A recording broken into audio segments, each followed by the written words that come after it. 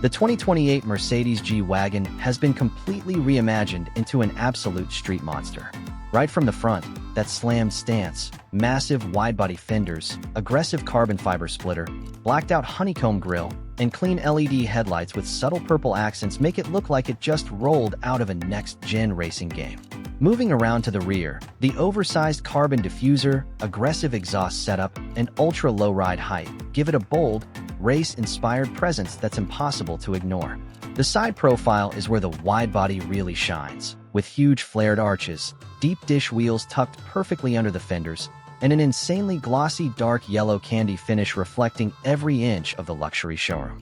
Step inside, and the cabin is the perfect mix of premium luxury and performance, featuring rich materials, carbon fiber trim, modern digital displays, and a driver-focused cockpit wrapped in a bold color theme. Even the rear cabin feels first class, offering premium seating, ambient lighting, and luxury details that make every passenger feel like they're riding in a VIP lounge. This isn't just a customized G-Wagon. It's a head-turning, game-inspired masterpiece that blends luxury, performance, and aggressive styling into one unforgettable build.